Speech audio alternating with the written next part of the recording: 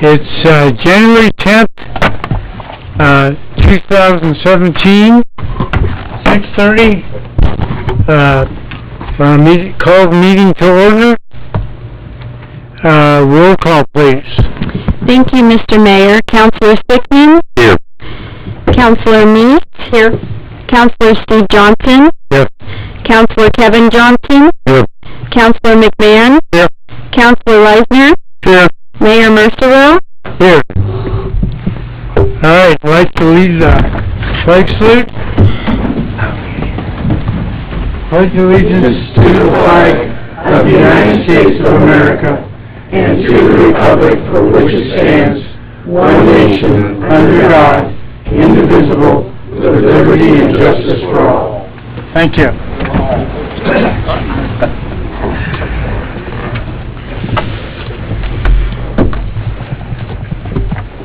Mr. City Administrator, is there any additions or corrections to the agenda?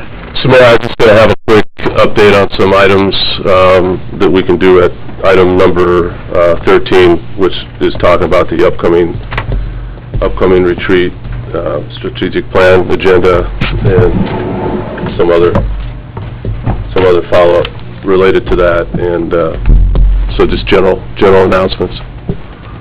So I'll do it then. Alrighty. Okay with that? Business from the audience, I understand we have 4 people. That's correct. Could Mindy Garlington please come up?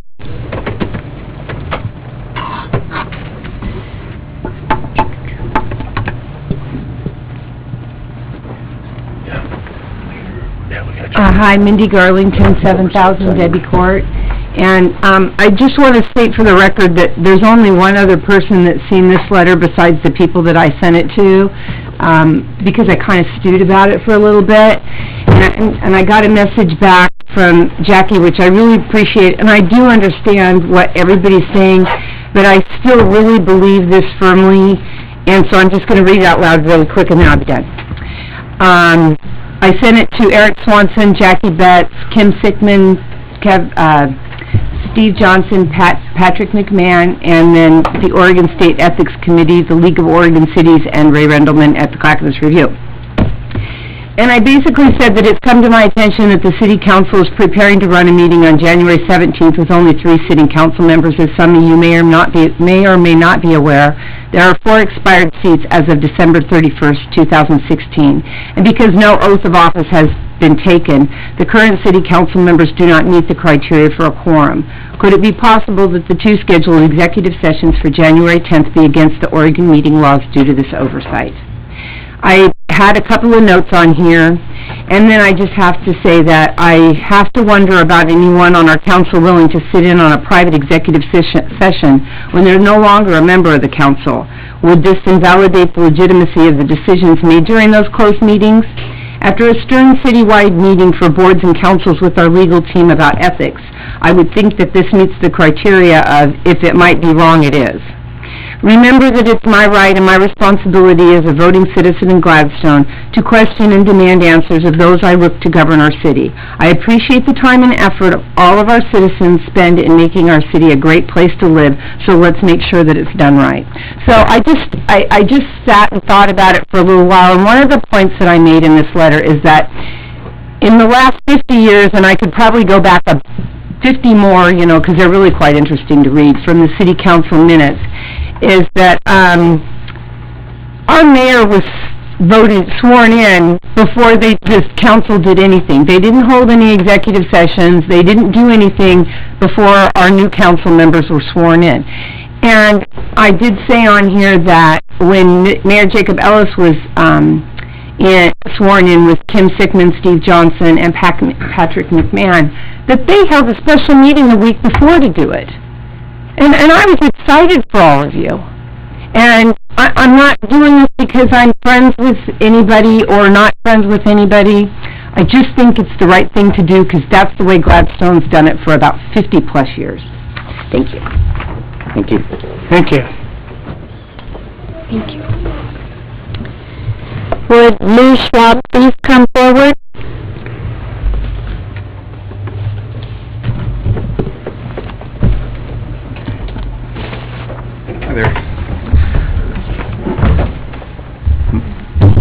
name is Lou Schwab. I'd like to talk about the city's purchase of the Cometic property on Portland Avenue next to Public Works. Your address, please? Oh, my home address? Oh, I live at 6925 Winfield Court. Thank you. Okay. I urge the City Council to reconsider its treatment of the businesses you have displaced from that property. 8 businesses, as well as about 60 travel trailers, were forced to move from the property. There are still 3 businesses remaining. They have not moved because they cannot find any place to go. Each of these businesses is vital to the owners' livelihoods. They are suffering extreme stress and hardship and are being treated unfairly and callously by the city. Occupants of properties being acquired by public agencies for public use are entitled to specific relocation benefits, such as moving expenses, search for a replacement site, and reestablishment costs at their replacement site. They are also entitled to assistance and advice in finding and obtaining a replacement site. These benefits are very specifically defined in state and federal law. I became aware of the city's activities because for more than 10 years I happened to rent a space at that site for my travel trailer. I'm also a citizen of Gladstone for about 30 years, and it also happens that I have been a right-of-way professional for over 45 years. First for ODOT and later as a consultant with the right-of-way consulting company. I have been involved in and supervised the acquisition of property and relocation of residents and businesses for more projects than I can remember. I have been part of right-of-way projects for state, federal agencies, as well as for cities, counties, utilities, and even the University of Oregon, even though I'm a Beaver. I managed the consultant teams that acquired the properties and relocated the tenants for the Milwaukee Light Rail project, and before that, the I-205 Red Line. When the city started this purchase, I was very surprised to see the city was not following acquisition and relocation regulations. I placed a number of calls and emails to the city manager, the mayor, and legal counsel expressing my concerns. I never received a reply. The city has pursued a course of having the property owner evict the occupants and trying to silence the squeaky wheels by offering relocation payments to some who have voiced opposition, amounts much less than they should receive under the Act. I am involved with this on my own time simply because, as a person who spent his career trying to assure people are treated fairly when their property, their home, or business was acquired, I'm not going to stand by without trying to help these folks receive the rights guaranteed by law and stop the conspiracy by the city to deny their Fifth Amendment right to just compensation, which is the basis of the Uniform Relocation Assistance and Real Property Acquisition Policies Act. Thank you. Would Bill Osborne please come forward? Thank you.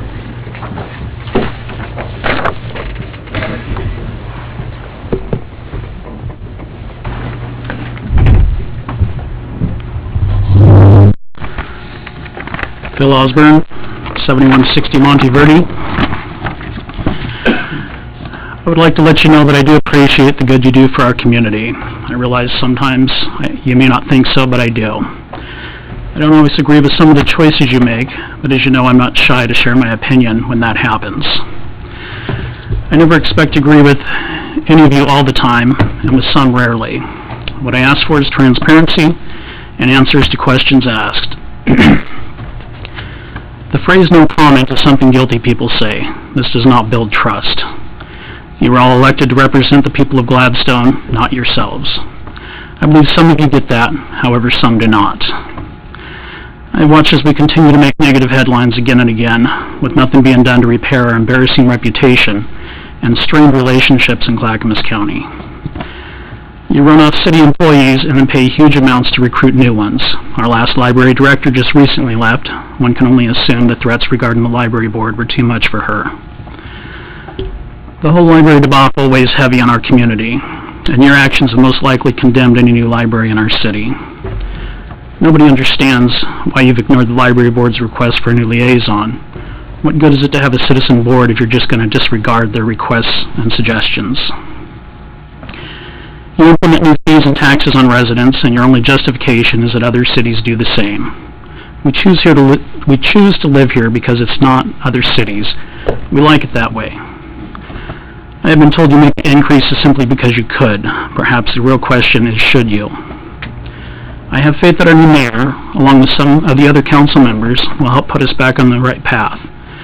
They believe in transparency and working for the people who elected them, not thuggishly pushing their own personal agenda.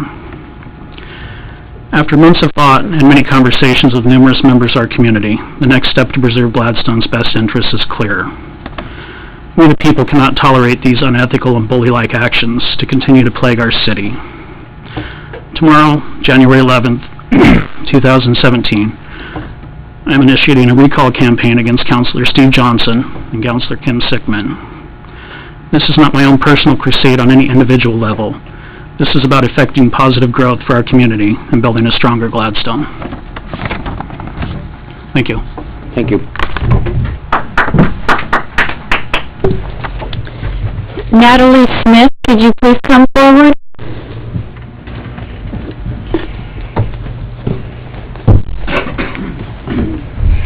Natalie Smith, 345 West Dartmouth Street. I'm here on behalf of Warren Watts. He's not here this evening, but this is just an announcement, hopefully to get the word out about the fundraiser that he's doing on Saturday the 21st for the senior party. So he's going to have a Texas Hold'em fundraiser. You need to check with Lauren or anyone that has a senior, and I hope that everyone will participate so that we can have a good party for our seniors. Thank you. Thank you. Mr. Mayor, I do have one more, but I need some clarity from Nancy and Lisa. Was this the one that you wanted to do? Okay, so at this point we are finished. All right. Done with the business for the audience. First one, the consent agenda. Approval of December 13th, 2016 minutes. Approval of financial reports. Approval of December check register and bank balance. Legal project cost statement. And ratification of the 2.75 COLA for paid on-call firefighters. Would anybody like to make a motion, or? I'll make a motion to accept the consent agenda as read. Second it. So the consent agenda 1 through 5 has been motion made by Councilor Denise and seconded by Councilor Steve Johnson. Any discussion? That was an easy one. Let's get Kevin out of here. All those in favor? Aye. All those opposed? Motion passes 6-1. Excuse me, yeah, 7. Unanimous. Unanimous. We got it out this time.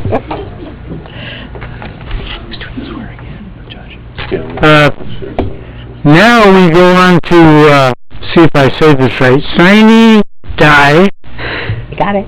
Which is basically adjournment of the first session, and we go in for the incoming council. So at this point, Councilor Johnson, Kevin is excused. Thank you very much. Thank you, Kevin. Thank you, Kevin.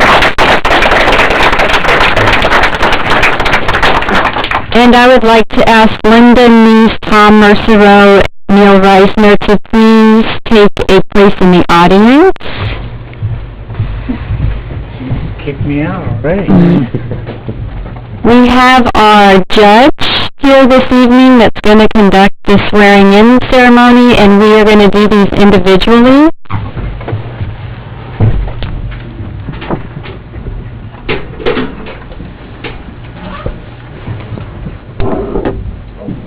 And Judge Bailiff, the first one I have is Neil Reisner, if he could come forward.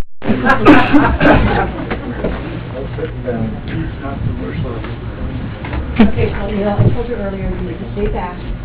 I'm getting over something. I don't want to keep you and your child sick. So this is Braylon, my granddaughter. I, Braylon. So repeat after me.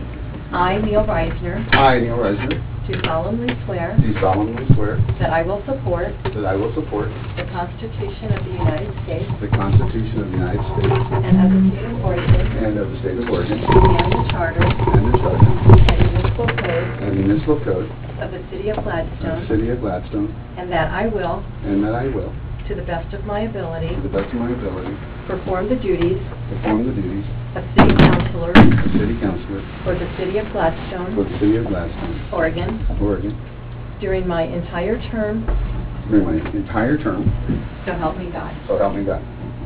Congratulations. I would shake your hand, Right. that I I told would you even give you earlier, a that I wouldn't. but- Do you have somebody you want to come up and have pictures taken with? Well, actually, she just did while we were doing that, all that good stuff. You just here. Thank you. I can do this. Oh, okay. Yes, Counselor, you can have a seat back at the dais, and I believe the new mayor will do a seating of counselors after everyone is sworn in. Oh, okay. You know, Neil, I forgot, I was supposed to give you one to follow along, but you did really good without the copy to follow along. Linda Neese.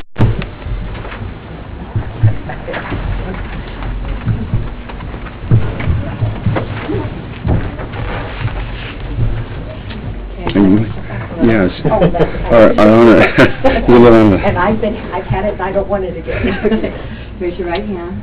I, Linda Neese. I, Linda Neese. Do solemnly swear. Do solemnly swear. That I will support. That I will support. The Constitution of the United States. The Constitution of the United States. And of the State of Oregon. And of the State of Oregon. And the Charter. And the Charter. And municipal code. And municipal code. Of the City of Gladstone. Of the City of Gladstone. And that I will. That I will. To the best of my ability. To the best of my ability. Perform the duties of. Perform the duties of. City Councilor. City Councilor. For the City of Gladstone, Oregon. For the City of Gladstone, Oregon. During my entire term. During my entire term. So help me God. So help me God. Congratulations.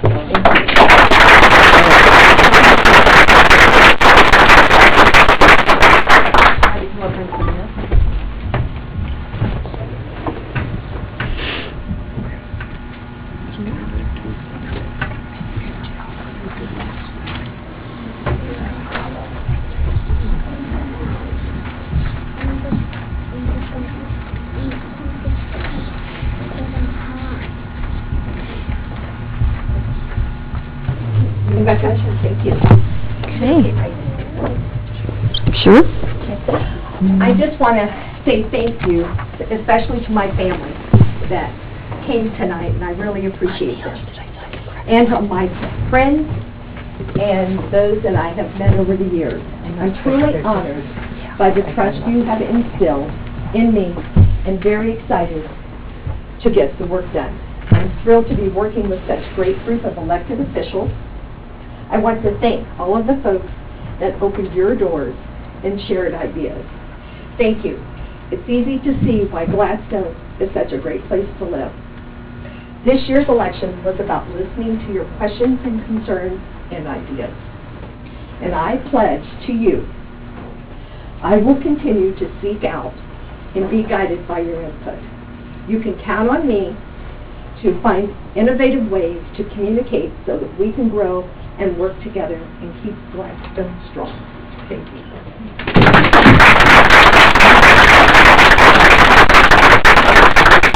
Okay, Tom Mercero.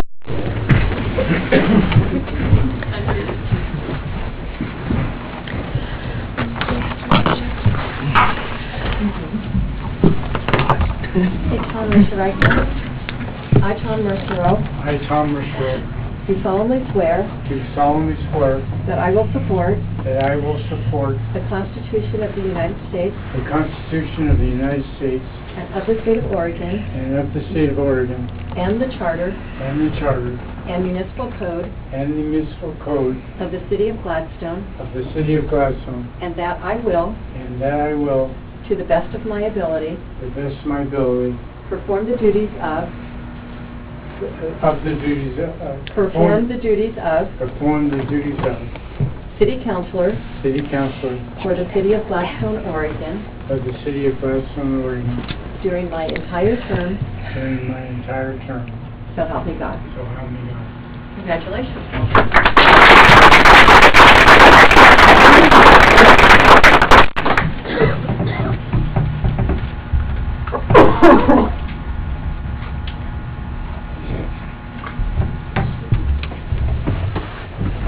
Can I have Kevin's?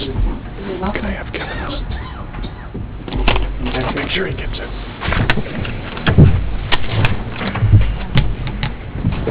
You want to sit down at the end? Sit down there. I moved your stuff. Okay. I moved your stuff. I just gotta do one thing here. Could Tamara Stemple please come forward?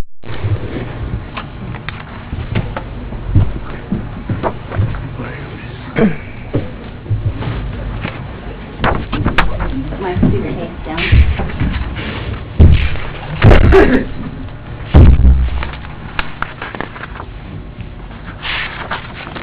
So do I raise your right hand. I, Tammy Stemple, do solemnly swear that I will support the Constitution of the United States and of the State of Oregon and the Charter and municipal codes of the City of Gladstone, and that I will, to the best of my ability, perform the duties of mayor for the City of Gladstone, Oregon, during my entire term, so help me God. Congratulations.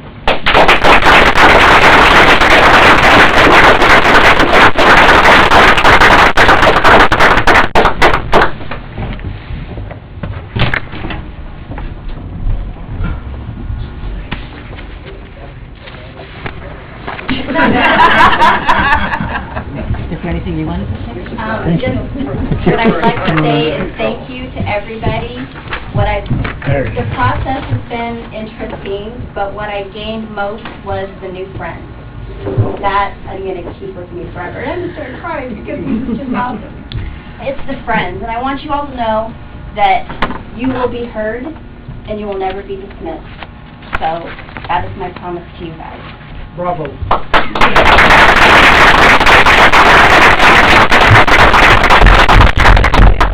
Congratulations to all of you.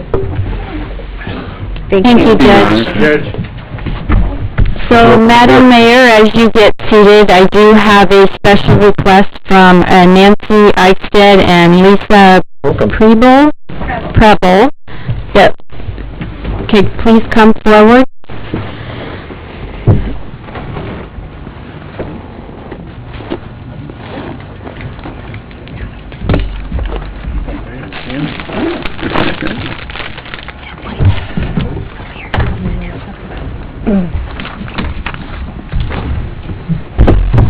Hello, my name is Lisa Preble. I live at 18300 Oatfield Road in Gladstone. I've lived here for 50 years. This is my first council meeting, so thank you. Tonight I am representing Friends of Gladstone Nature Park. It's a group of caring citizens working hard to keep parks, our natural resource, preserved from development and to create an environment where people young and old will want to enjoy for generations. Parks are the heartbeat of our community, and our little city has been blessed with old-growth trees nestled between two beautiful rivers. This habitat provides many creatures to thrive here, and it is not uncommon to see peregrine falcons, great blue herons, and a myriad of bird species all coming back year after year. With the ongoing building and development in our city, our open spaces are rapidly shrinking. Our group, Friends of Gladstone Nature Park, is committed to saving our special, precious parks. We welcome and come tonight to welcome Mayor Stemple and the council members to your new positions. Our group is hopeful that we can build together a common goal, a vision, and support to protect our parks. 2017 brings on new beginnings.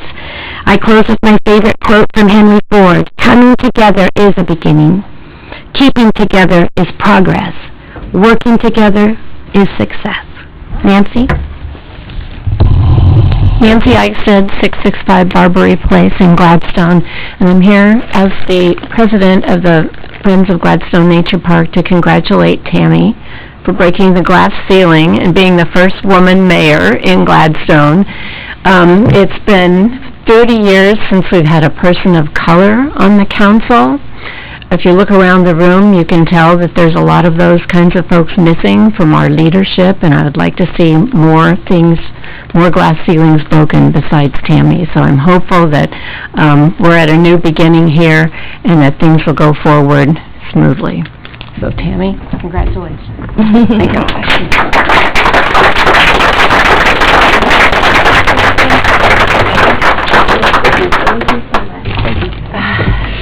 Thank you, and this was completely... Thank you. Is there any chocolate? I wish.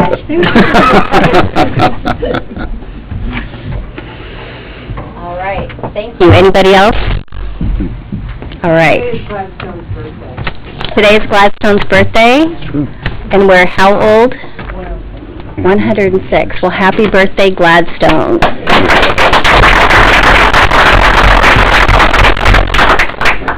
All right, since I'm new to leading a city council meeting, please bear with me. I'm sure there'll be some mistakes, and you guys can bring me back to the right path. The first thing was the seating of the new councilors. I'm assuming that just means that we sit up here. Is there anything specific I need to do? I don't believe so. It's just to organize the council how you see fit and to elect the council president. Okay. As far as where everybody sits, I haven't even thought about that. So is that something that if there's issues we can address later, or does it need to be done today? Nope. Okay. Any correspondence? Oh, is this council president? I'm sorry, I should probably put my glasses on so I can see what this says. Okay, so the first item is the appointment of a council president. Do we have any nominations? I'd like to nominate Kim Sickman. Okay, you'll accept that? I'd like to nominate Neil Reisner. I'll accept. Okay. Any other nominations? All right, so how would you all like to proceed? Do we want to have a discussion, or do we want to do a voice count, or roll, or piece of paper? How would you like to do it? Roll would be my preference. Roll would... I'd be all right with roll. Everybody okay with that? Works. All right, so the two people that we have nominated is Kim Sickman and Neil Reisner. Last call, anybody else? All right, Jackie, could you please take the roll? Sure, so we will do a roll call vote first on Councilor Sickman. Councilor Sickman. Kim Sickman. Councilor Linda Neese. Kim Sickman. Councilor Johnson. Kim Sickman. Councilor McMahon. Kim Sickman. Councilor Reisner. Neil Reisner. Councilor Mercero. Kim Sifkin. Mayor Stemple. Neil Reisner.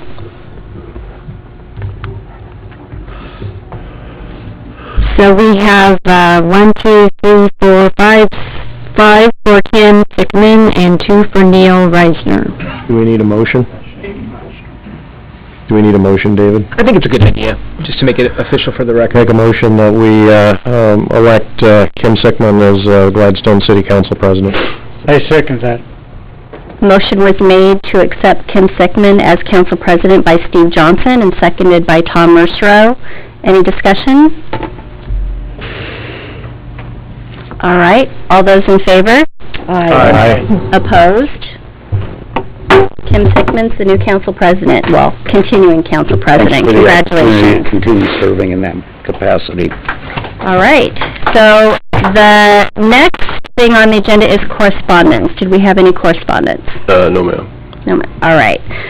So the regular agenda is going to consist of introduction of State Representative Mark Meek, authorization of an IGA with ROWAC for the PGE right-of-way review and analysis, appointment of an interim library director, appointment of a vacated planning commission position, appointment to 2 positions on the Senior Center Advisory Committee, and authorization of an IGA with the Department of Revenue for the collection and enforcement of the local marijuana tax.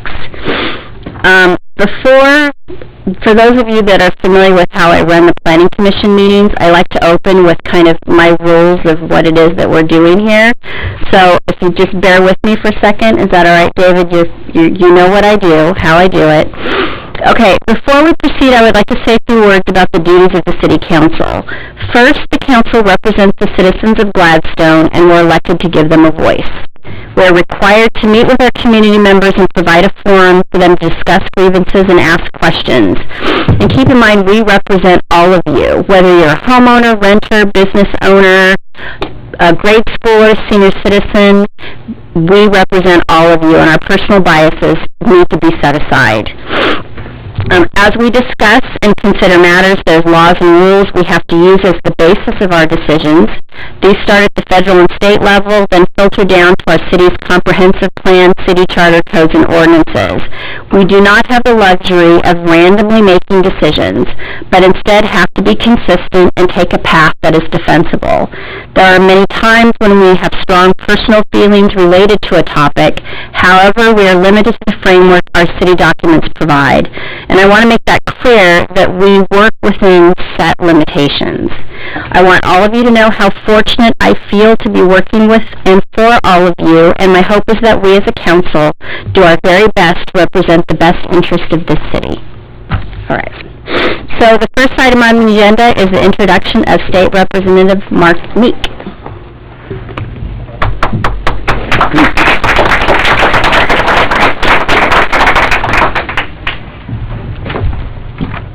Good evening, City of Gladstone Mayor. Congratulations, Mayor Stemple, on your new election and your position there. I look forward to some good work coming from your city here, and also congratulations to re-elected council members.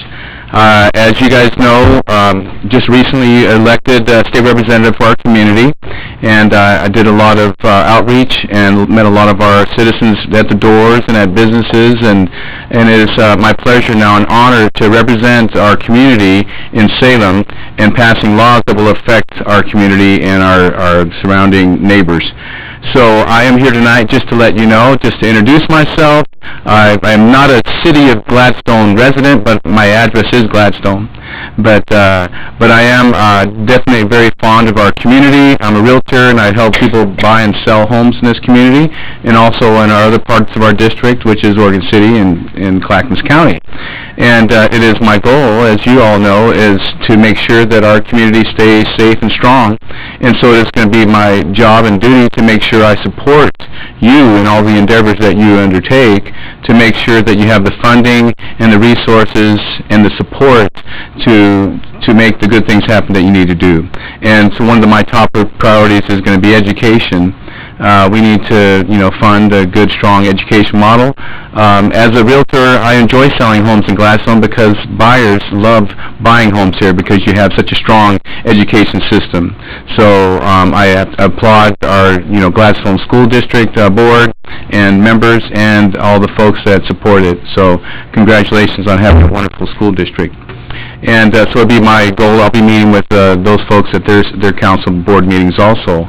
But also we're going to have some issues we're going to be dealing with our budget, and you'll be happy to know that I am on the Transportation Policy Committee, and I'm actually the vice chair of that committee, so it's my goal to make sure that we address our very needed infrastructure needs. We have the bottleneck over here going off of 205 heading south, and we're going to be working hard to make sure we get a transportation package passed, and we get some funds not only to the state level but also to the county and to the city level. So so you'll be able to, hopefully, we'll be able to get those funds to you, and you're able to do some good things for your own local community. But as you know, commerce flows through all these interstates and our highways, and it's my, basically my endeavor to make sure that we get our infrastructure upgraded and maintained. I'm also on the Emergency Preparedness Committee, which also covers veterans, so it's a Veterans and Emergency Preparedness Committee, and we have failing infrastructure and bridges and roads, and so it'll be our goal to make sure we fund those also. Mainly, I want to let you know, my name is Mark Meek, and I just live right down the road here, and so, as you guys know, I'm always available, and I'm ready, willing, I'll probably see if I can come to coffee with counselors sometimes. It'll be very difficult during the session. They have me down there 5 days a week, 8 o'clock in the morning, 4 days a week, and and from February 1st till July 10th, I will be very busy during session, but when I'm out of session, you guys will know I'll be and come and visit with you at your coffee. Is it called? You going to still continue that? Yeah. And also just being available with your citizens. And just wanted to, I'll turn around and say hi. And if it's okay, I'm a singer, and I will sing happy birthday. I'll sing happy birthday to Gladstone if you're okay with that. You okay with that? Does anyone have any questions for him? Anybody have any questions? Mark Meek, so you can see my face here. And I love living in our community. I love what I'm doing. I'm very honored and proud to be elected as your state representative. And my door's always open. My phone is always on. Emails, whatever it is, I want you. If you have any needs or concerns, please call me. And part of my stump speech was that my name was Mark W. Meek, and work is my middle name. So I will be working hard for you, and I promise that. But if no questions, I'll sing happy birthday. Wait, Mark, hold on. Share with everybody with your business, and you're coming to Gladstone. I'm very excited about this.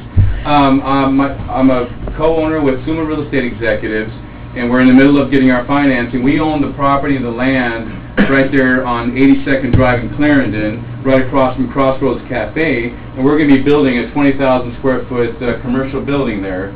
And we're going to have my partner's husband is Dr. Brad Clunas. His office is going to be on the main floor. Suma Real Estate is going to be on the top floor, along with Stone Creek Building and Development. And we have about 1,000 square feet we're going to be leasing to somebody else. Awesome. But that's part of our investment into our community. We want to do, we want to let you know that we do believe in that, and we look forward to, being right there and developing and bringing taxes to Gladstone. Yeehaw! Could we put a link on our website of how people can get a hold of Mark? Sure. Because if you want people to ask you questions, let's make it easy. Yeah, and I'll give you my exact email address for the state. Yeah, so we'll make sure that that's readily available. Are you ready to sing? Go for it. Happy birthday to you. Happy birthday to you. Happy birthday, dear Gladstone. Happy birthday to you.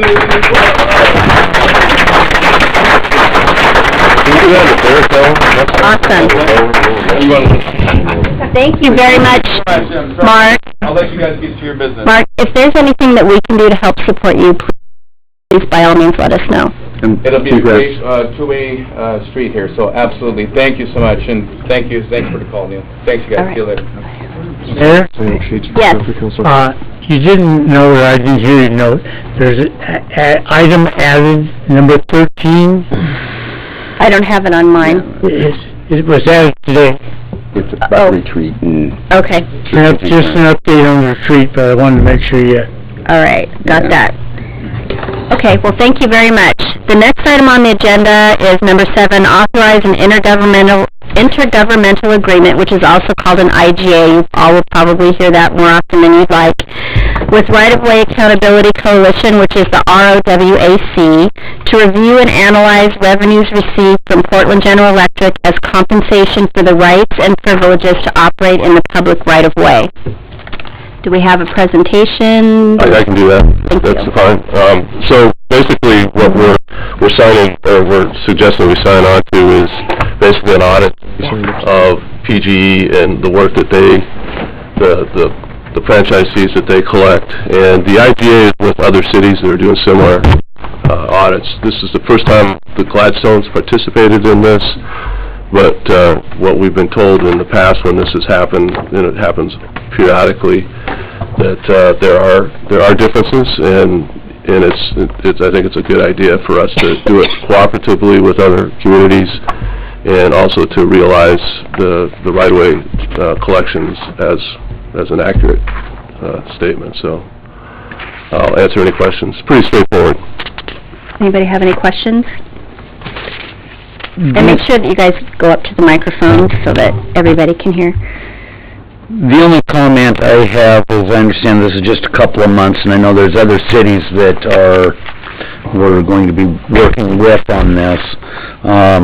But I would really like to see this go back to the other cities and talk about changing number 7 in there, where the agreement shall terminate early, upon the earlier of 5 years from the effective date.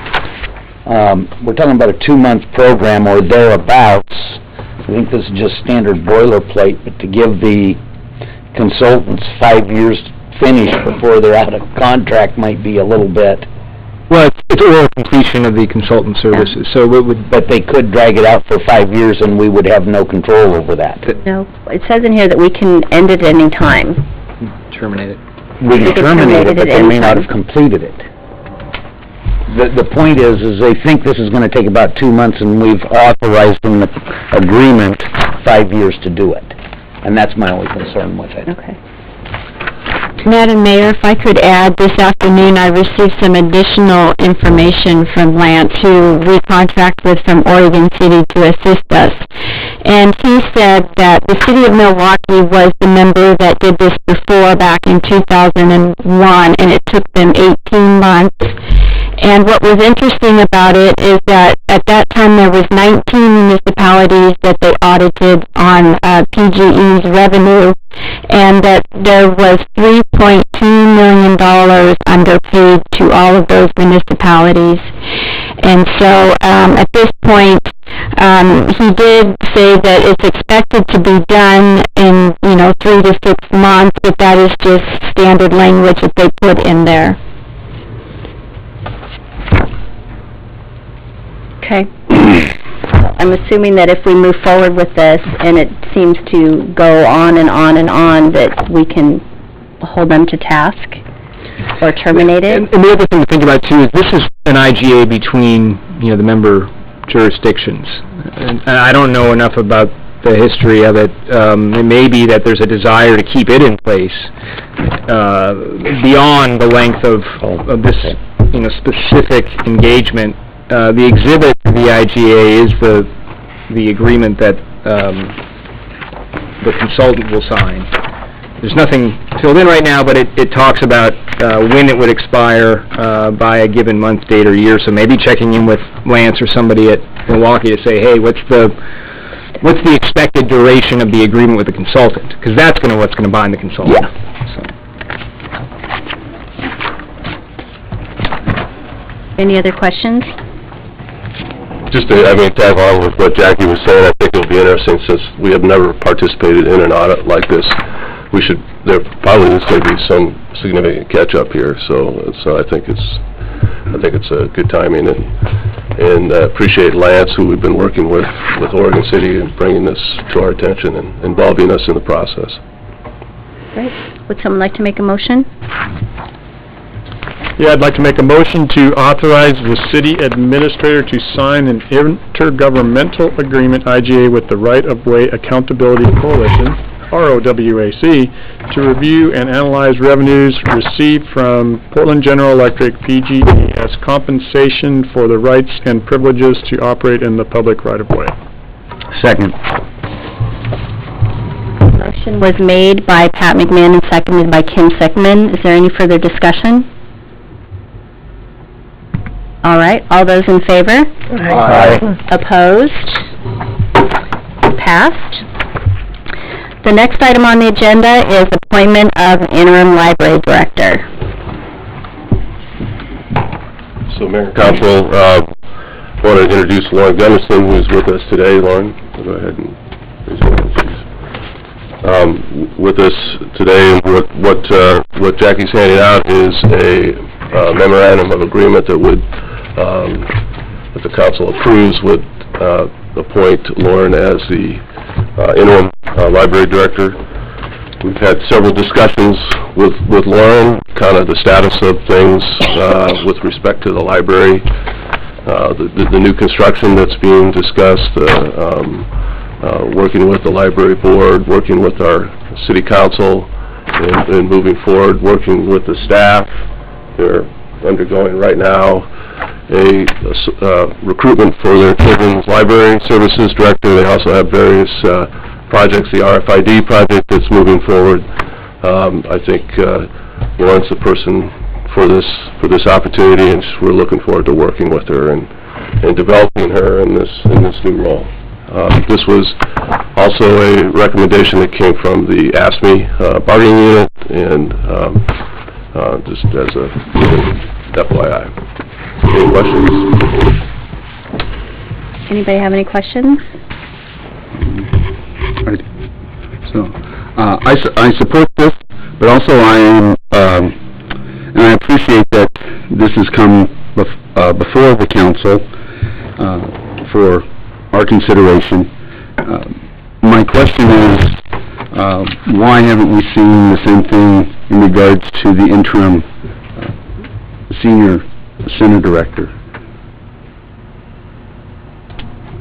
Well, we've had the interim ACA in this one, so I don't know how to really respond other than this was one I think that the council needed to weigh in on, given the situation with the library. Very different scenario. Thank you. Do we have an opportunity to ask Lauren any questions? If Absolutely, we'd like? I'm sure she's up for any kind of a... Put you on the spot. Yeah, come on up, Lauren.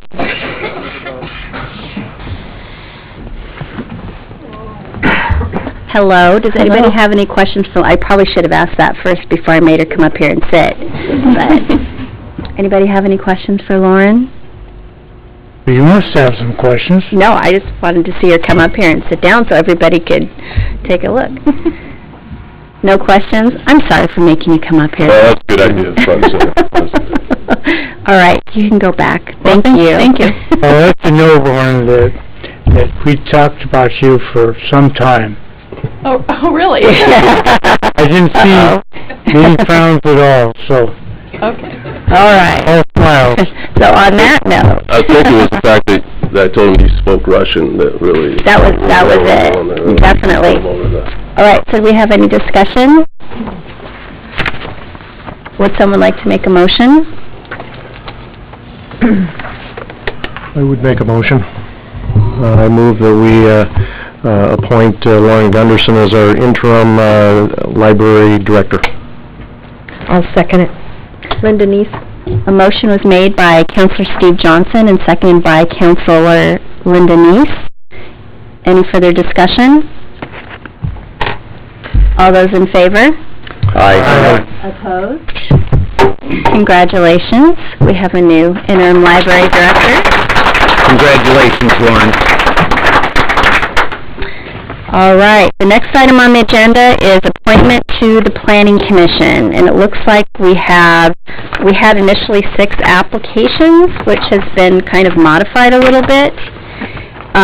So we'll discuss that, but I want to bring to everybody's attention, this is one of those things where we kind of have rules that we have to abide by. And the one that's important is Section 2.28.080 of the Gladstone Municipal Code. Consideration of qualifications for membership states, number 1, in selecting individuals for membership on the Planning Commission, the City Council shall give preference to those individuals who possess a particular competence in the field of municipal planning by the way of their profession, trade, or prior or present governmental service. So I want us to think about that when we're looking through these applications. Most of us here have come from Planning Commission, so it's something that we're familiar with, and the importance of choosing people that understand the process and get what planning is. because when people come before planning with an application, they deserve to have people review it that know what they're doing. So I just want to throw that out there. Planning Commission is dear to my heart. I just want to make sure that we pick the right people. We all came from Planning Commission. We did. All of us. Oh, yeah, you're right. Everybody did. Everybody's planning, so we all get it. So discussion. Jackie, I don't know if you heard from, I got an email from John Akers, and I just saw it, and he has pulled his application.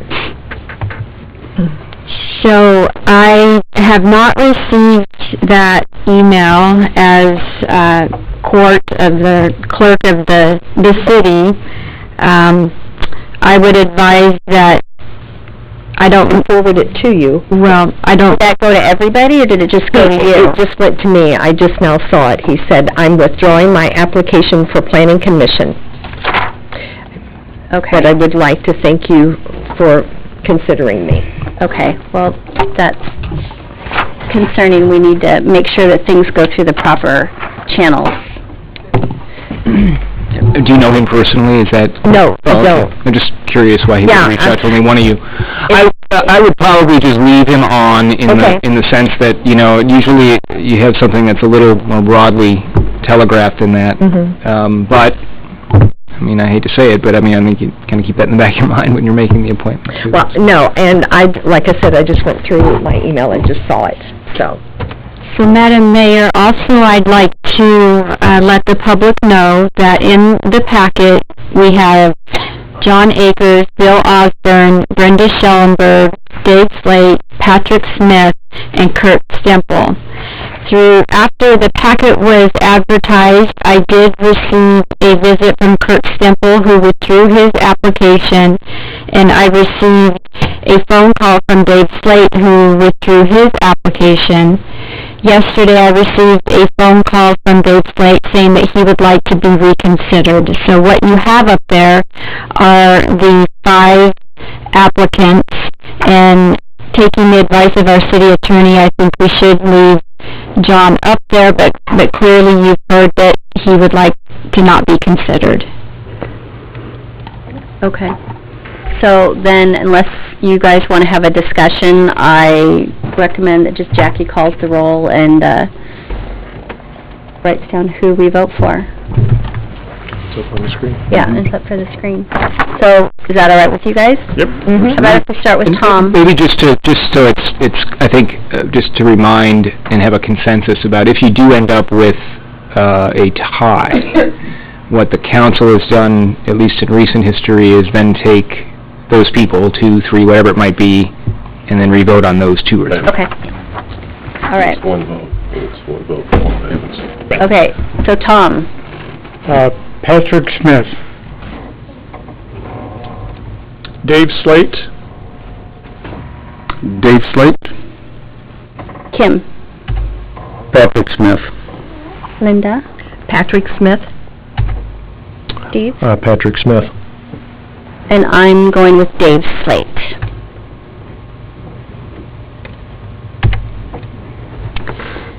So I have 3 for Dave Slate and 4 for Pat Smith. All right. And this will fill 1 appointment on the Planning Commission that expires December 31st, 2017. Well, congratulations. Would make a motion. Do we need to make a motion for that? Yes. Says we do. All right, make a motion. I make a motion that we appoint Patrick Smith to the Planning Commission. I second. Go ahead. Motion was made by Councilor Steve Johnson and seconded by Councilor Tom Mercero.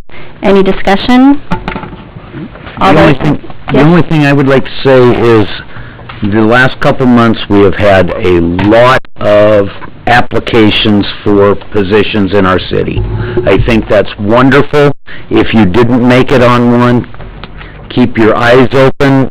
There's probably more boards and commissions coming up, and please consider applying for other things as well. But thank you for applying this time. Yeah, please don't get discouraged. We have lots of places for you. Any more discussion? All those in favor? Aye. Opposed? Congratulations.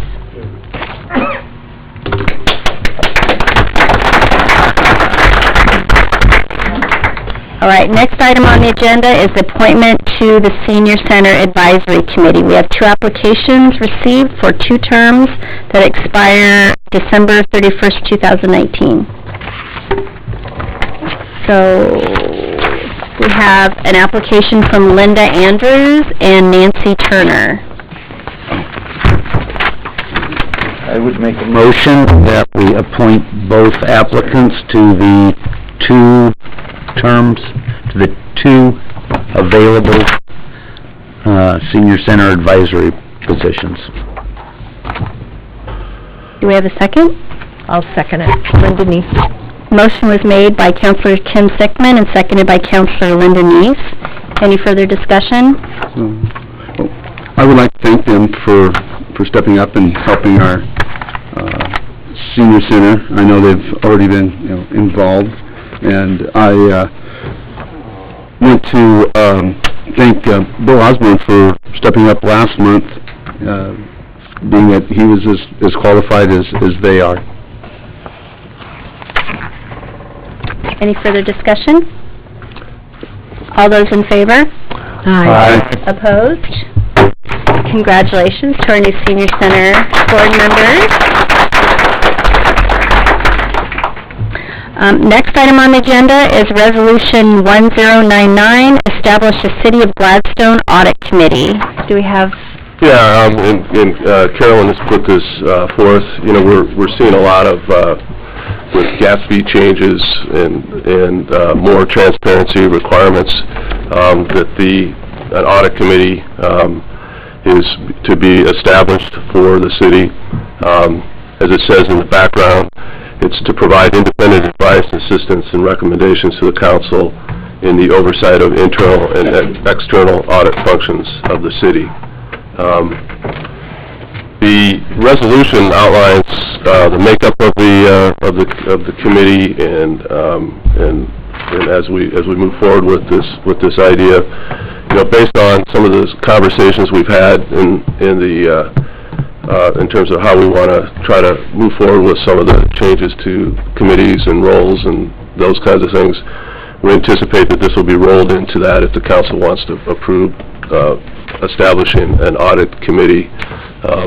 One of the things that's also going to be work that this group would do is we are putting out our audit work out for bids here in the next fiscal year, so they would be working with us to go through that process in terms of looking at qualifications of different audit firms in the area, in the state. So with that, Phil, I know you're here. Is there anything else you wanted to add to that? Okay. So, any questions?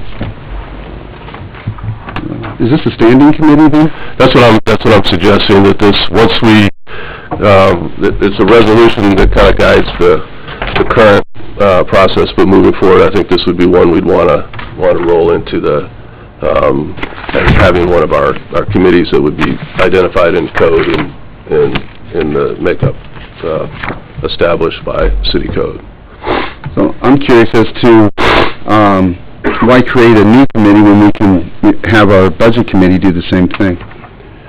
They're kind of two different things. Our budget committee, you know, again, we're looking at state law there that looks at that one, and I mean, I see them as two different types of groups. One is more of a citizen-oriented group that you know, is looking at the budgets and those kind of things. What the audit committee is trying to do is recruit folks that are in the audit business or experts in that arena to help give advice. And so they're kind of slightly different goals. One is how do we spend our money. The other one is, did we spend it right, or did we spend it in accordance with, you know, federal and state statutes, those kind of things. And the audit committee will oversee the budget, and it's good to have two different sets of eyes, because they may miss something where the audit committee will catch it. It's just a protection. No, I understand that, but most of the members of the audit committee are also in the budget committee. Carolyn, do you want to come up? That's right here. We can take 2 citizens, so. Well, no, and I understand that. I kind of have the same concerns. I don't know why we have 3 counselors on a committee of 6. Why? I guess that would be. So I had written up to, I wanted to allow council and the new mayor some leeway there. Neil, as you know, the budget committee is responsible for approving a budget. That is their role per ORS 294. That is their role. We don't get to take a budget committee and say, oh, by the way, by virtue of being on the budget committee, you're now on the audit committee. So, because it's very boxed in, and we've talked about this. Right, we disagree. But we have. Because other cities do. Not in my experience, and folks that I've talked to, that's not true. They may have one that sits on both an audit committee and a budget committee, but again, I'm looking for more of some expertise in around audit, GASB rules, gas rules, GAAS. The other thing that we're looking at next week, I'm going out for an RFP for a new audit firm. So we're going to be hitting this ground running. If I have an audit committee, we're going to be going through the RFP proposals. We're going to be going through and interviewing. Perhaps the top, 3 or 4 audit firms will be selecting to be bringing back to council. And we've got to do this really relatively quickly because we're midway through the year. So. I think there's just some confusion. I know that when I was on budget committee, we felt that auditing was part of what we were going to be doing, and it ended up being just a rubber stamp. I mean, there really was no review that was part of budget. So we just want to make sure that everybody realizes that under budget committee, you're not doing auditing. That's right. That you are just simply reviewing the budget and approving it. That this is completely separate. I just want everybody out there to understand that these are very different. And I think too, last time when we were here and I had brought the auditors with and they presented the audit, there's a lot of confusing language and it's not an easy document to understand, and I just feel like reaching out and, to whether it's, a person on the budget committee, having some citizens, having a couple of counselors would be a really great way to sort of maybe filter through some of the language barrier, because it really is confusing. It's not it's not easy to muddle through some of the verbiage. For example, we got an unqualified audit. We got the highest one, and then in the next breath, our auditor said, but there's a problem with purchasing. So it's like, so I'm familiar, so why would you get the highest if that happened? So just sort of those delineations, I think would be really helpful. Okay. I believe that this audit committee is probably a good idea, in that transparency is always an issue, and getting more people involved who may have different ideas can be a good thing. The biggest question I've got, quite frankly, though, is this committee is giving a recommendation to the council,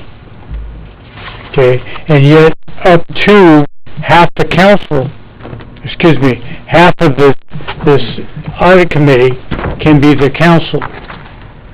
So my thoughts are based on, we've kind of come up with a consensus, I believe, and everybody can argue with that if I'm wrong, but on advisory committees, boards, or whatever, the council is generally recommended to act as a liaison to help, but not be a voting member. And so I'm not sure I see a reason for the council being on that audit committee other than maybe helping, giving some direction. Could we call this something other than a regular committee? Because I can see the value of council people being on this committee, but I see where there would be a conflict if they're making the recommendation and voting on it as well. So is there another way to format this? Well, I think it's guidance right at this point. It's language right now. We're not bound by it. I think if we put out the the request for applications, we'll see what we get, and it's an up to amount, and based on the conversations we've had today, we can make those decisions, accordingly. That's the way I see it. Carolyn, do you agree? Yes. So. We had council members on the Charter Committee as voting members. They weren't liaisons to the Charter Committee. So it's I always not felt that was kind of a conflict, because then that council member would actually have a chance to vote twice via the recommendation and as well as sitting on council. Understand, I was just stating fact. Yeah. That it has been done in the past. It doesn't mean it was right, doesn't mean we have to do it in the future, but it has been done in the past. Yeah. No, I understand what you're saying. I hadn't caught that when I was actually putting this together, so I appreciate the feedback. Right. So I'm pretty open in terms of... I do have a question. You've said other cities are doing this. Which other cities? Well, I know that the City of Milwaukee, City of Oregon City, I know Jackie has said the cities that she's worked at has always had an audit committee. I know our city administrator, Eric, has said the very same thing. It's unusual that we don't have an audit committee. But West Lynn has one too. Okay, thank you. Good. One of the things that we've had as a goal is a certificate of achievement in financial reporting, and having this type of a functioning committee really helps with that process. I had one more question. Yeah.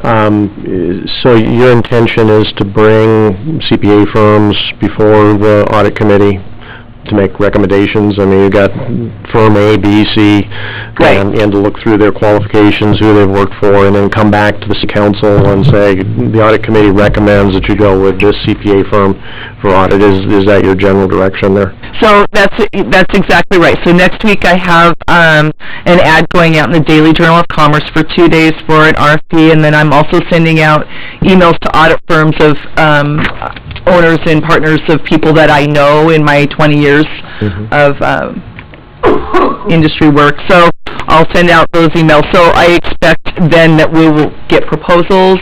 I've got a timeline within that RFP. We're going to put it on our website as well, that RFP, all of the documentation, because, 20 pages to print it, the DJC is awfully expensive, so I just have a paragraph. So what we would do then is we then have a form that we will go through, whether it's internal, like, Jackie and I and Susan, for example, we'll go through and we'll score them, bring them to the committee, and we'll review the scores, review all of the proposals, and then we'll whittle from there. Okay. Yep. Good. I think it sounds like we're kind of all in agreement that this audit committee is a really important thing and a good thing. The makeup of it is concerning to me. Okay. It's supposed to be an extra set of eyes.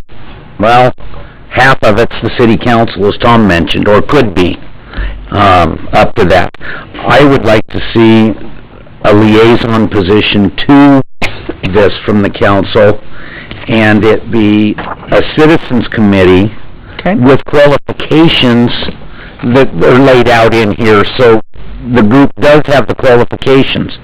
I would strive to have a odd number on the committee, so you don't have ties.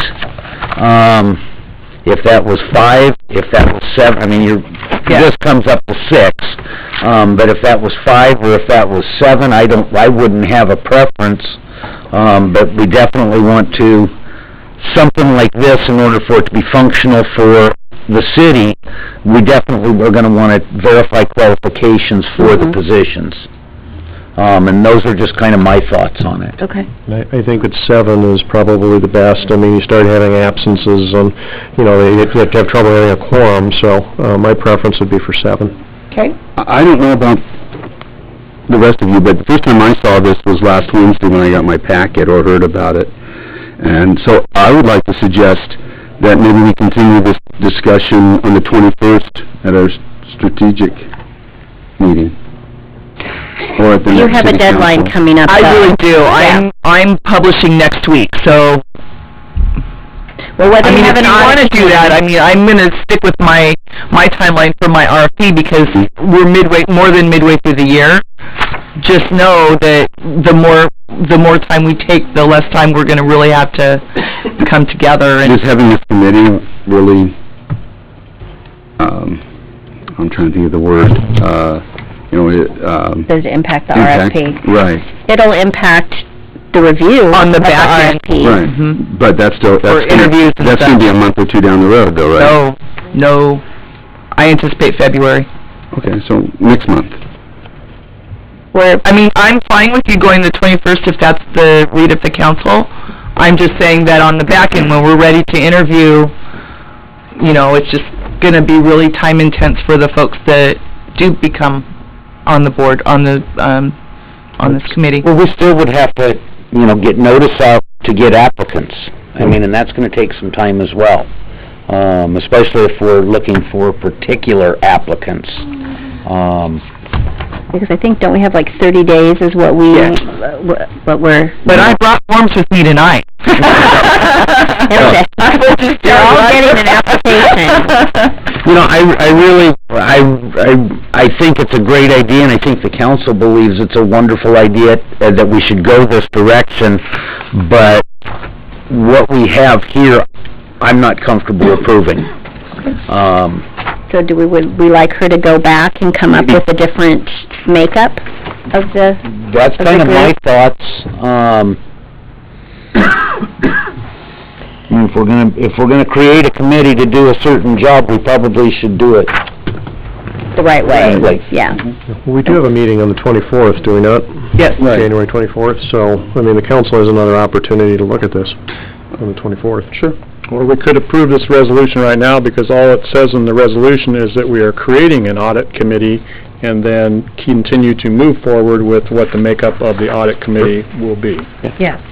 If we all agree that we want an audit committee, which I think the majority of us do, I would propose that we approve Resolution 1099 and then work on what the makeup of the committee is. Because it doesn't say anything about that in the resolution. It just says we will have a audit committee. You've almost got a motion there. Yeah, you almost got it out. So, you want to make a motion? I would make that motion that we approve Resolution 1099, and it probably even says in here what I should say. I move to adopt Resolution 1099 establishing the City of Gladstone Audit Committee as presented. Second. Motion was made by Councilor Pat McMahon and seconded by Councilor Steve Johnson. Any further discussion? The motion you read says as presented, which would include the makeup of the committee. Okay. Well, I'd like to revise it. I'd like to make a motion that we approve Resolution 1099 as written on page 11-2 for a City of Gladstone Audit Committee. I'll second that again. All right, so the motion was revised and first made by Councilor Pat McMahon and seconded by Councilor Steve Johnson. Comment? Just a quick clarification. So we've got the upcoming retreat potentially to discuss it. I'm assuming part of what will guide our discussion about who should be on it, but will be by the applicants we get. So one of the things we should go ahead and start putting out notice for the, Yeah, put them on the website and everything. Okay, any further discussion? I think it's appropriate to note what Councilor Steve Johnson mentioned earlier about the number, that we're looking for 7 people. Yeah, that'll all be worked out. I think that was consent. Yes, part of the resolution. That was what he said, yes. Yeah. Having the counselors, or how many counselors are involved, was definitely a question or concern by several, so. Yes, that's the details that will get worked out. And also that Councilor Sickman noted something that showed the qualification requirements, and I think that kind of covers everything that was discussed. Can everybody hear us out there? Or is there any issue? Okay, just want to make sure. All right, so that's the details. So we have a motion and a second. Any further discussion? All right, all those in favor? Aye. Opposed? Aye. Or nay? Oh, nay, 1. I'm sorry, I did that too quickly. Resolution 1099 is passed. Thank you. I didn't say that right. I'm working. Sorry, I'm just fast with that gavel. The next item on the agenda is authorization of an IGA between the City of Gladstone and the Department of Revenue to permit the Department of Revenue collection and enforcement of local marijuana taxes on behalf of the city. Do we have staff report? Sure, I think, you know what, Jackie has been kind of our marijuana guru. Thank you so much. This has been a lot of back and forth. But I think the idea is that obviously what we want to try to do is work with the state. Trying to do this on our own would be much more difficult, but I'll let her get into the details. Don't say the weeds of it. I'm going to get into the weeds here. No, all right. Thank you, City Administrator. Mayor, Council, what you have before you this evening is an opportunity to allow the Oregon Department of Revenue to collect a 3% tax on marijuana facility sales that are allowed in the City of Gladstone. Now let me take you back a little bit. Your packet has a lot of information in it in regards to what was on the November general election. Remember, we had 2 ballot measures. One was in reference to whether or not the City of Gladstone should prohibit certain marijuana registrants and licenses in the City of Gladstone, and the voters said no, which means that it is allowed. And the second measure on that is if we do allow them to have them in our city, should we impose a 3% tax? And the voters said yes. There are potentially 2 properties within the City of Gladstone where we could have these sites, and they are in your packet. And next Tuesday, just so the audience is aware also, that the Planning Commission is going to be considering a land use application for one of these properties for a marijuana site. And they are on limited industrial property on 82nd Street, and I don't have a map up there to show you, but you do have the 2 locations in your packet here. So basically, the City Council is not part of the land use decision that the Planning Commission will consider next week unless the decision is appealed. But what this IGA would allow us to do is have the Department of Revenue collect this 3% tax that is imposed, and then quarterly they would distribute that money to the City of Gladstone based on the percentage of sales that occurred. Now, the Department of Revenue jumped on this because there were over 100 municipalities in the state of Oregon that had this on the general ballot in November, and they decided to just streamline the process so that municipalities didn't have to hire staff to come in and do oversight or enforcement and try to collect that. There is a fee of 4% on whatever is collected that the state will hold out quarterly, and if the council wants to have the Department of Revenue be our administrator of this, then they have a January 15th deadline. Now, I will also add that when we put this packet together, I was speaking to the administrator of the program and said, oh, by the way, we changed the ordinance since you put it in the packet.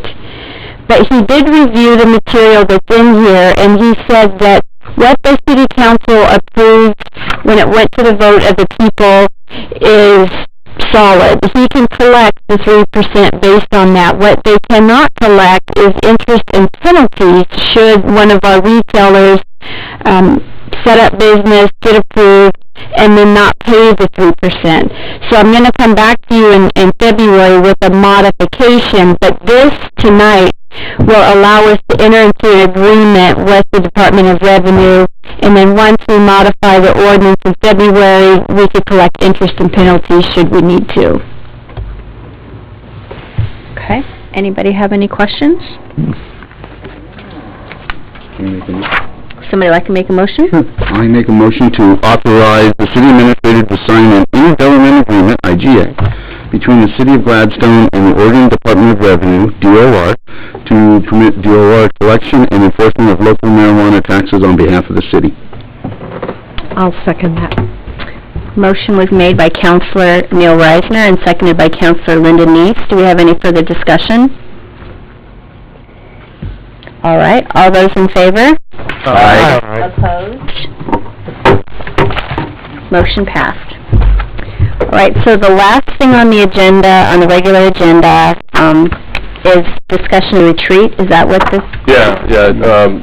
We met to finalize the agenda yesterday with LB Day, Mayor Stemple, and Councilman Mercereau, Council President Sickman, and so we put that together based on our discussions from yesterday. Really looking forward to the conversation. I'll take one of those. Oh, you need I didn't get one, sorry. Thanks, Jim. We've got a really full, packed day looking at, addressing city council governance initiatives, looking at the 2016 City of Gladstone Town Hall feedback from citizens and integrating that into our strategic planning discussions. We're going to use that information to clarify citizens' priority concerns and how the city can best respond to these. And the last objective is to, again, review the City of Gladstone's strategic plan. We'll get started at 9 a.m. I believe we're working on a venue of the city. We're going to be here at City Hall Chambers. So LB Day had a chance to go look at latest? No, I think we decided that we'll go ahead and we'll conduct it here. So, yes. I have a question. Will this be open to the community? I mean, they won't have voice input, but will they be allowed to come in with? Yeah, okay. No, it's a public meeting. You're right. It's a chance for the council to speak and for public to observe. Okay. So will we be meeting around table then, or will we be at the dais? Yeah, no, it'll be a more intimate process, and there's a whole lot of information that you're receiving in preparation for this, and Jackie will be getting that out. But as you look at the agenda, and the first part of this will be spent looking at, again, those governance issues, city council rules update. We talked about already roles and responsibilities of council liaisons, city committees, boards and commissions, and council liaison appointments. Will then go into a team activity at 11, and then follow up with reviewing the vision, mission, core values, and looking at our current situation and getting a report from city staff on those things that we've accomplished and some recommended changes or recommendations in terms of updating the current strategic plan and presenting that to council. This will be a little different than the order that we did last year. Last year we had a council retreat first, and then the staff met after that, and there were two different meetings, two different processes. And so what we've decided this time, the staff will meet initially just to kind of go over and update the council. Then the staff and the council will meet to go over those together. Obviously, this is going to be driven by the council. This will be the city council's strategic plan that we want to ensure that we have buy-in from all levels, and the collaboration between city staff and the council is going to be, I think, key to having both those groups together. So we're looking forward to it. I think, again, using the information that we got from the town hall will really be helpful in terms of identifying those priorities. We had over 130 participants in the town hall, and we just recently sent out answers to all the questions that were raised, put it on our website.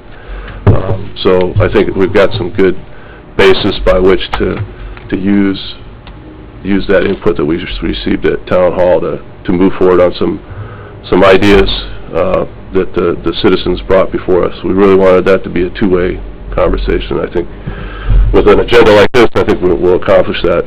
I'll let others that might want to chime in. The meeting yesterday when we were planning this, if you had any other comments you wanted to make. Again, we always appreciate LB Day's involvement in this. That was my comment, is thank LB Day and Natalie for helping put this together. It's a lot of time that they're donating to the city.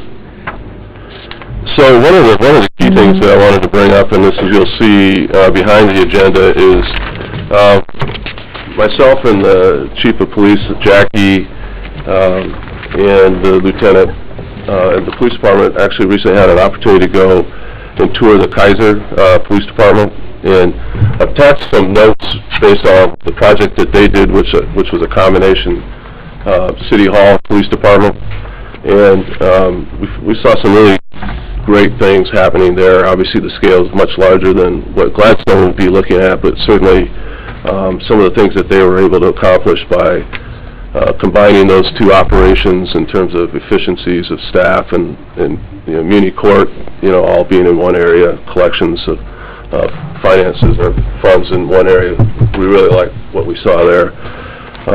So, in saying that, one of the major topics that we're going to be looking at is in our strategic plan process is just to get an update on where we're at with our civic building process and looking going forward with some ideas of doing a master plan of that property out there combined with Public Works, and also moving forward with an RFP so we can put out select a design engineer architect for whatever concept the council decides on, and then also looking at the disposition of the property once April comes, and we'll have access to that property in terms of getting the site ready for construction or design. So those are three topics that I think would be important to have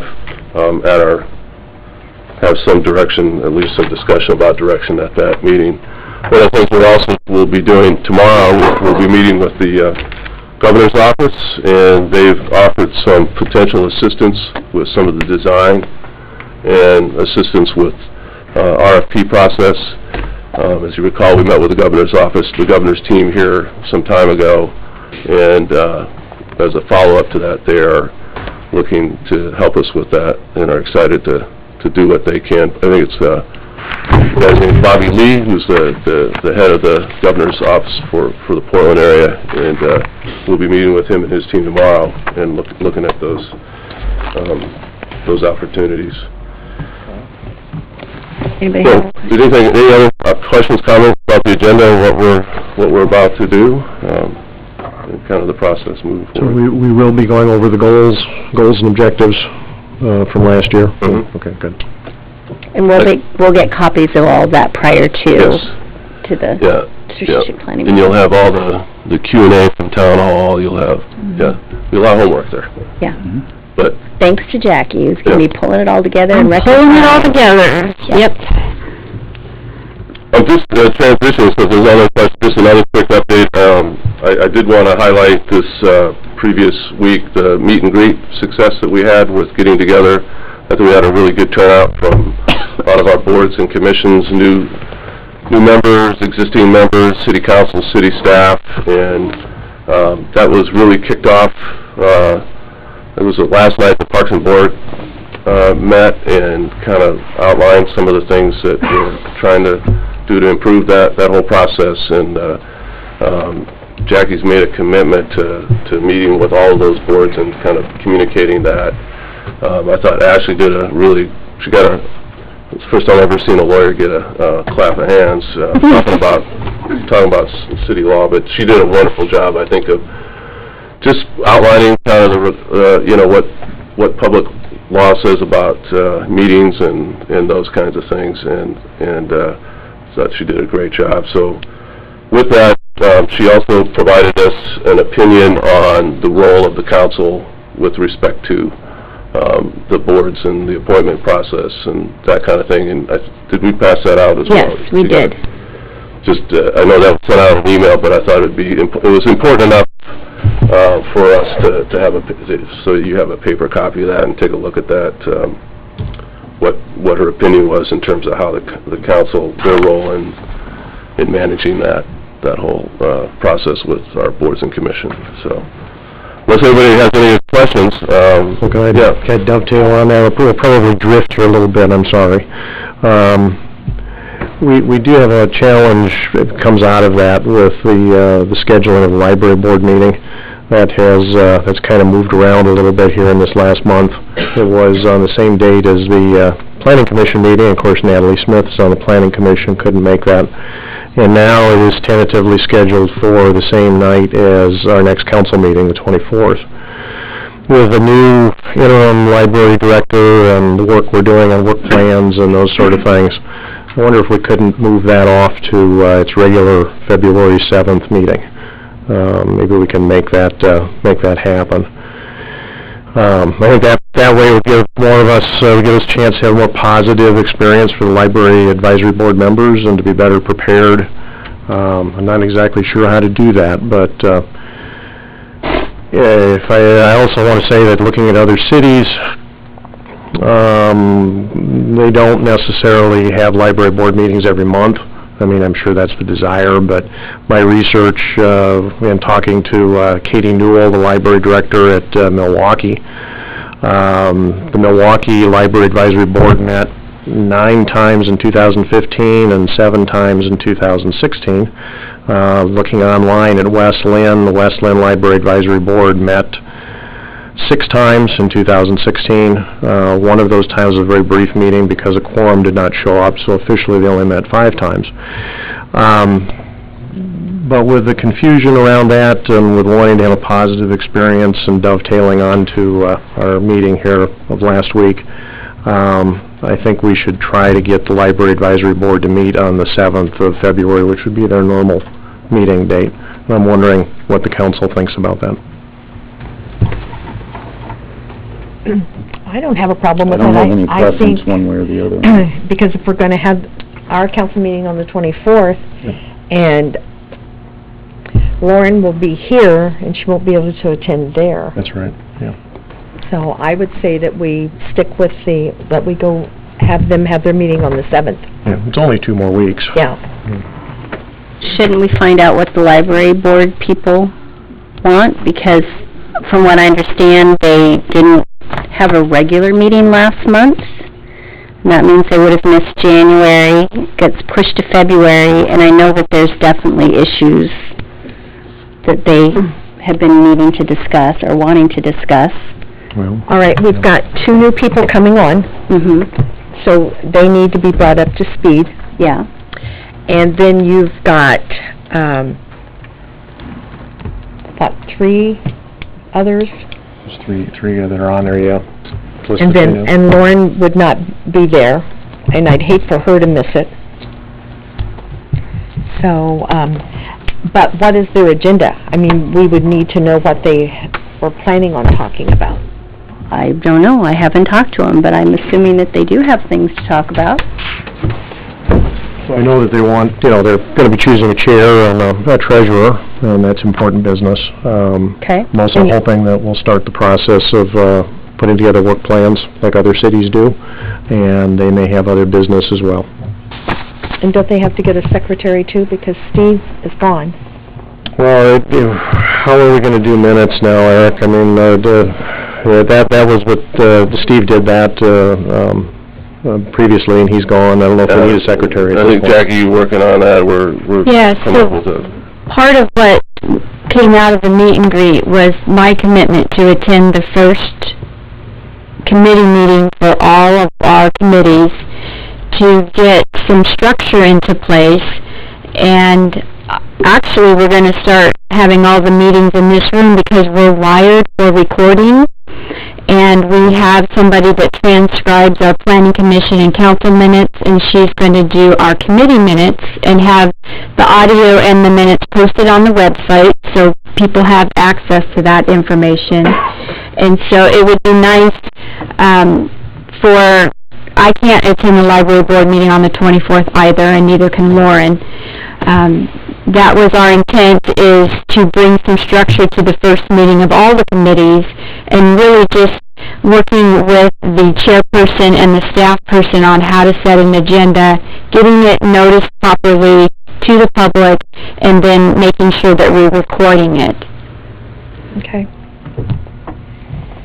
So maybe what I could suggest is then that we'll just, have Lauren communicate the conflict that we have for the 24th, and then identify all the people that need to be there, and, you know, suggest, either February or some other time that they can get all of these folks at the meeting, because we really want to make sure it starts off with on the right path, so. Exactly. Okay. Good. Did you get that, Lauren? You got your first assignment. there you go. So, thank you. Okay, so any more questions on the retreat? So the next is business carried forward. Thank you. Oh, did you have more? Well, that was part of my update, so okay. I heard you say something, but you Sorry. have some more speakers, yeah. I do. We have Michael Milch. Could you please come forward? Name and address, please. Michael Milch, 545 Welcher Circle. I wanted to get an update or status report on the progress being made toward developing standards, guidelines, policies regarding citizens committees in the city of Gladstone. As I understood, Mr. Swanson, I think you said that is one of the items that's going to be on the agenda for the retreat. Yes, sir. So, okay, my recollection was that sometime last year you sort of said December as a target date for completing that, and I understand you were busy with a lot of things, and I don't hold you at fault at all for not getting everything done that you intended to do during the year. As Councilor Sickman pointed out, a lot of citizens were appointed to committees in December, and a few more tonight as well. As I recall in the past, from reading some past city council meetings, there have been times when there was either a written or unwritten policy about limiting the number of committees a citizen could serve on. At times we said, if you're already on 2, you can't be on any more. I see people who are already serving on 1 or more committees applying to serve on new committees, and I don't know if that policy is still in effect or not. But I'm glad that the council is seeing the importance of this. Citizen involvement is very important in this town, and I'm glad that so many of our residents are showing an interest in being involved, and I'm glad that the council will be taking a look at this and helping to clarify the policy so that we can have good involvement and positive citizen involvement in our city. Thank you. And it still feels like December, so we're good. Would Greg Alexander please come up?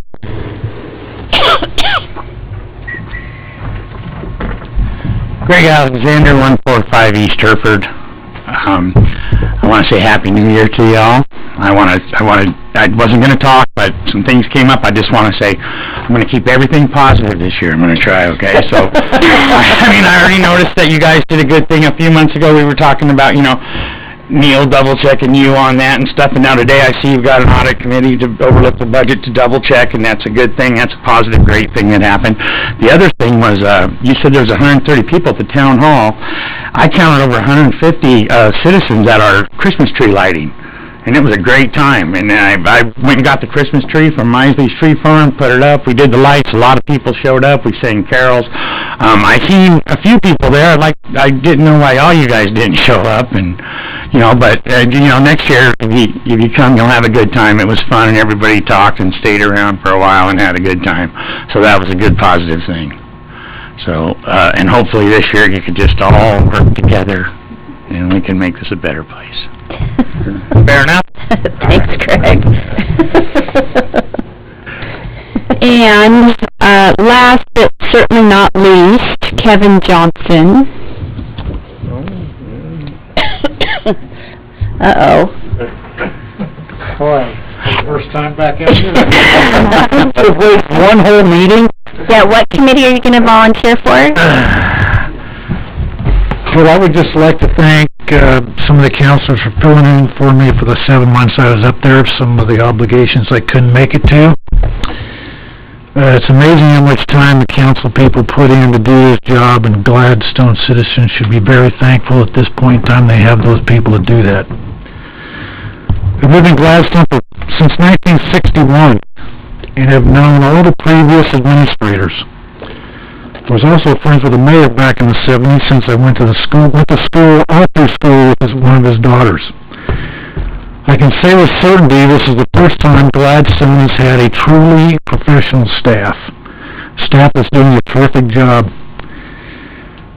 I would also encourage people to maybe take a step back and let them do that job. It seems lately that there's been things come up, small things, I believe, that it's just more like of a gotcha. They want to try and get them. Where they don't like the hire, don't like the hiring process, don't like the people who hired them. The fact is, they now have those jobs, and we should be looking for ways to help them succeed in those jobs, not looking for ways to help them fail. The staff, along with the city council, has a city in a much better place than it was just 2 years ago. And with that being said, I wish the new mayor and the city council good luck. Thank you, Evan.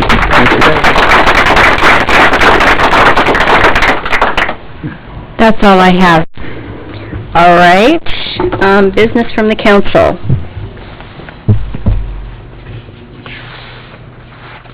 Where do you want to start? Yeah. You choose. Well, who wants to start? We'll start at that end. Oh, you picked the wrong end. We'll start in the middle then. Coffee with the council is still going. The schedule's been fairly full, and I haven't attended because other councilors have been filling it out. I did go to the last one, and it was probably the most people I have seen in several of them. So it still seems to be a good venue for people to come and have conversation that's separate from a council meeting where it's a one-way conversation. The sign-up sheet should be floating around up here someplace, so make sure everybody gets a chance to put some stuff in it. I think it's already gone down. Okay, and then I will get that back. Downtown revitalization is moving on. There is a Citizens Advisory Committee meeting again tomorrow night. That's moving forward. The transportation system plan, since we've met, I think I've been to a couple of meetings, both the Technical Advisory Committee and the Policy Advisory Committee meeting. And there is an open house for the Transportation System Plan, TSP, Thursday, this coming Thursday, October 12th. October. Wow. Yeah, January 12th. I'm not into this year yet. I'm still a couple months back. It's this coming Thursday, the 12th. Yes. And that is at the Senior Center, correct? Correct. Yep. Okay. And it'll be from 6 to 8. There will be a short presentation, and the rest of the time is community input. So, I think that's what we're planning on. To get us through to 2040. So it's a long-term thing. So bring your ideas, bring your problems where you think that Gladstone has transportation issues. Did Mr. Meek leave already? Because if he's going to be a transportation policy guy, we need to make sure he's aware of that. That meeting was canceled. And I was getting ready to ask, I was wondering, because there's several things that may be canceled due to the weather, because they're predicting with the snow and everything. Yeah, I hadn't seen it before I came here tonight, so maybe that was... Not as, since I've been in here, I haven't gotten anything. Right. But we just want to make sure everything goes through the right channels so that it's... Yeah. The last thing I heard was it hadn't been canceled, but... Anything can happen. So, if the weather's good, show up at the Senior Center at 6 o'clock on Thursday and see if they're there or not. Because I don't know how we could individually... I mean, we'll post it on the website, I assume, if it is canceled. Yeah. So, maybe keep an eye on the city Maybe website. also mention the TSP, the website address, which has an interactive part of the website that you can actually go on, and it's not a survey, but you can identify concerns that you have online if you have that kind of interest or capability. Not everybody does, but if you do, that's a great way to not have to go to a meeting, but also get your Yeah, and both the downtown redevelopment plan and the transportation system plan. If you go to the our city webpage, there's a link on there that will take you to all of the information for either one of those. And there's a lot of information out there of work that's been done. So this meeting here is just kind of a check-in with the citizens and get your input on the work that's been done so far.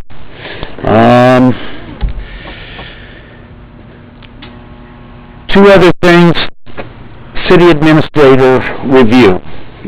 We need to get started on that. We need to get a process. There was a couple of things started, but they've kind of stalled. I think council needs to talk about what process we want to use to do that and who's going to do that process. Okay.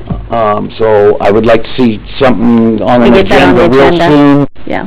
To get that done. Okay. The other thing is, it's been mentioned a couple of times tonight. This past year, I'm going to call the council has been fractured. We're not broken, we're fractured. I have seen even real recent the fracturing continue, maybe getting worse, but it's certainly not getting better. I think we need to find a way to address that. We've got a lot of work to do. And if we cannot all get along, even if we disagree, that's a problem. And so I would like to also come up with a way that we can put a process together to work on building our council to bring us together rather than staying fractured. I don't know if you guys have any suggestions, staff has any suggestions, but I think part of what we're going to be talking about, the strategic planning, is team communication. Well, I don't know, but this didn't get here overnight, and one day probably wouldn't be enough to fix it, let alone... It's a place to start. Let alone a couple hours. So I would like to see us make a commitment to work on that, and more than just a hour or two at our strategic planning. Because our strategic planning session is to make plans for the city. And that's what we need to spend that time doing. We don't need to spend that time working on personal issues. But we need to get those fixed. True, but this is a place to start. Okay. To come up with a plan on how to move forward. I guess the issue, and this is uncomfortable to talk about, okay? The issue is, you can't, this is a public body. We can't meet behind closed doors, put on our boxing gloves and get a referee out there and work this out. It has to be done in public, and we've tried to, well, let's just not talk about it, maybe it'll fix itself. It hasn't. I've seen things since your election that it's just, we will not be successful as a council, and we will not be successful as a city if we don't try to fix it. So, I would like to see the council to make a commitment to more than just spending a couple hours on a Saturday to solve this. And that's what, this is a good, I'm not saying this isn't a good start. What I'm saying is I don't want to have to come back and have an uncomfortable conversation next month and the following month because, well, we're just going to kind of kick it down the road. Right, I wasn't implying that it was going to be solved with this. Okay. It's just that we already have the team communication piece in there, realizing that there is an issue, and this, with LB Day's help, may give us a path forward on how we need to address it. What the best solution would be for that. Okay. That's all I have. Linda? I don't have anything. I'm done. Steve? Well, that came quick. I would like very much to thank Kevin Johnson for his service to our city. I think he did a fine job as an interim city councilor. I want to thank Tom Mercereau, who did an exceptional job holding down the fort of mayor as an appointee first as the council president, then an appointee for almost a year. I'd like to welcome back Linda, Neil, and Tom, and I'd like to welcome Tammy Stemple as our new mayor. And ladies and gentlemen, for the first time in almost a year, you are looking at 7 elected officials. Nobody here is appointed. And I think that's a very strong statement. So we do quite a bit, and we work hard, and we're looking forward to continuing to. As I've said more than once, this is our home. We live here. My home is 97027 in Gladstone, Oregon. So are these other people. And with that, I'd like to wish everybody a very happy New Year, and thank you all for coming. We'll mix it up. Neil. Thank you.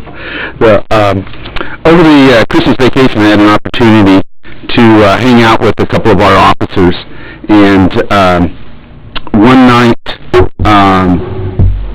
it actually started the night before on next door Gladstone, Michelle Young, on Thursday the 22nd, made a posting. Last week I shared that some packages were stolen from my porch.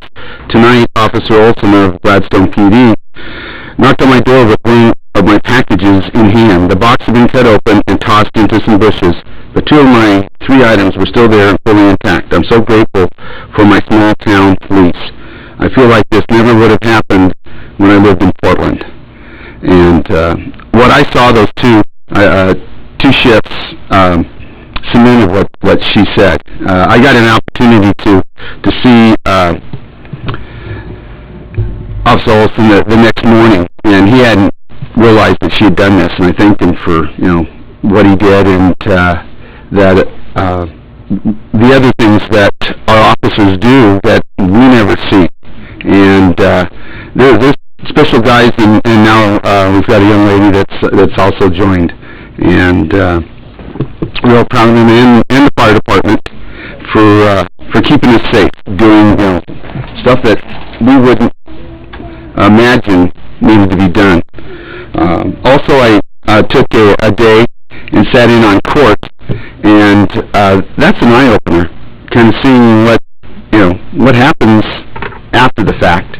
And it was right after Christmas, and I expected to be just in here for maybe a half hour, 45 minutes, and it was one of the fullest dockets they had. They were from 9 o'clock, and I left about lunch, and they were still going at it till like 4 or 5 o'clock. And staff was able to sneak out for lunch, but we have an active police department, which then continues to an active court department.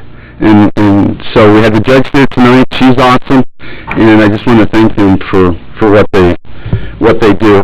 And being that I was mentioned earlier about the weather, our public works has been working with all the other departments and trying to keep us from sliding into things that we don't want to slide into.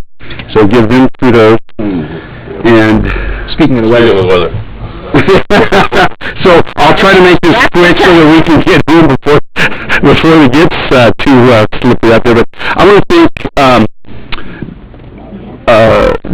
thank you for the opportunity to continue serving you as a counselor, and I enjoy it. It's been fun, and I am got an open door. So if you have any questions, concerns, thoughts, ideas, as mentioned, we've got a lot of things going on, and we just can't do it all up here. We need your involvement, and so please continue stepping up, like a lot of you did on the committees, boards, and with that, have a safe trip home.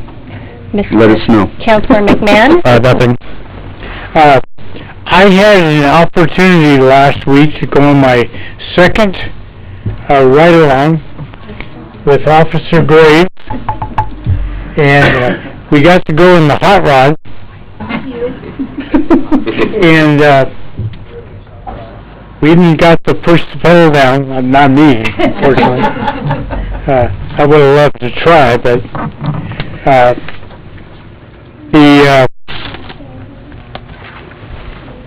we went on a couple of domestic disputes and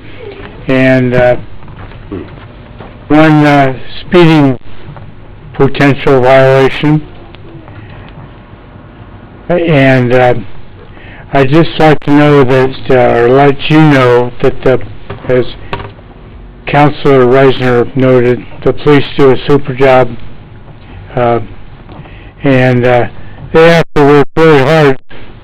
Just sitting in that car, you think, is bad enough, going around chasing people or doing whatever.